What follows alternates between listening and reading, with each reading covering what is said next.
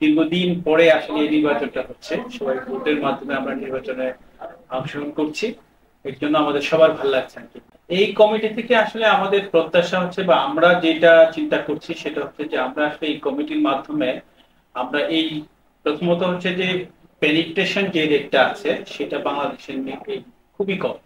আমরা যাতে জনগণের মধ্যে সচেতনতা তৈরি করব যাতে করে সবাই এই মানুষ যাতে এই ইন্স্যুরেন্সটা গ্রহণ করে, এটা একটা। আরেকটা হচ্ছে যে আমরা এটা স্বচ্ছতা এবং জবাবদিহিতা তৈরি করব, স্বচ্ছতা এবং জবাবদিহিতা তৈরি করবো যাতে মানুষ এটার প্রতি আস্থা ফিরে আসে।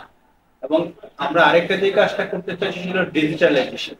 আমরা পুরো প্রক্রিয়াটাকে একটা ডিজিটালাইজেশন প্রক্রিয়ার মধ্যে নিয়ে আসতে চাই, যার ফলে মানুষ এটাকে মানে গ্রহণযোগ্য একটা পদ্ধতি হিসাবে গ্রহণ করে এবং ভালো এবং মান হিসাবে দেখতে পারে। এটা সম্পূর্ণ গণতান্ত্রিক প্রক্রিয়ার মধ্যে হয়েছে, সবাই এখানে অংশগ্রহণ করতে পারছে এবং তার নিজস্ব মতটাকে প্রকাশ করতে পারছে, ভোট দিতে পারছে, যেটা নাকি অতীতে আসলে যেটা ভোট দেওয়ার সুযোগ ছিল না, সিলেকশন পদ্ধতির মধ্যে হয়ে গেছে বা করে ফেলছে।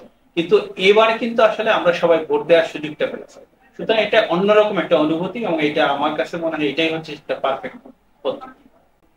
আমার ব্যক্তিগত অনুভূতি যে আমি কমিটিতে আসছি আসলে একদিকে ভালো লাগছে, কিন্তু আরেকটা বিষয় হচ্ছে অনেক রেসপন্সিবিলিটি বেড়ে গেছে।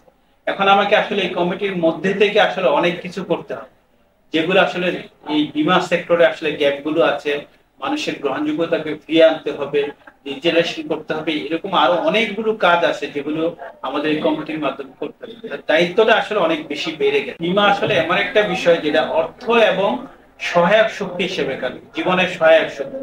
এটা আপনার অর্থের যেমন নিরাপত্তা দেয়, আবার আপনার এটা আপনার কোনো দুর্ঘটনা ঘটলে সেটা আপনাকে কভারেজও দেয়।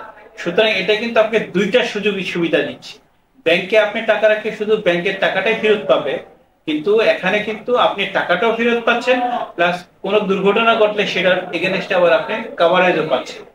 অনেকদিন পরে বাংলাদেশে বিএ নির্বাচন হলো এবং এই নির্বাচনের মাধ্যমে আমাদের বিএ প্রেসিডেন্ট এবং যারা ভাইস প্রেসিডেন্ট, যারা মেম্বার হিসেবে নির্বাচিত হয়েছে, সবাইকে এনআরবি লাইফের পক্ষ থেকে আন্তরিক শুভেচ্ছা এবং অভিবাদন জানাচ্ছি। ইতিমধ্যে প্রমেরও নির্বাচন হয়েছে, প্রমেও যারা নির্বাচিত হয়েছেন তাদেরকেও এনআরবি লাইফের পক্ষ থেকে আন্তরিক শুভেচ্ছা অভিবাদন জানাচ্ছি। আমরা আশা করতেছি যে যারা এখন বিয়ের দায়িত্ব পেয়েছেন তাদের মাধ্যমে দেশের বীমা শিল্প আরো উত্তরোত্তর সমৃদ্ধি অর্জন করবে এবং দেশের অপমা জনসাধারণকে বীমার সুফল পুষিয়ে দেওয়ার জন্য তারা সর্বাত্মক পদক্ষেপ গ্রহণ করবে বলে আমি আশা করছি।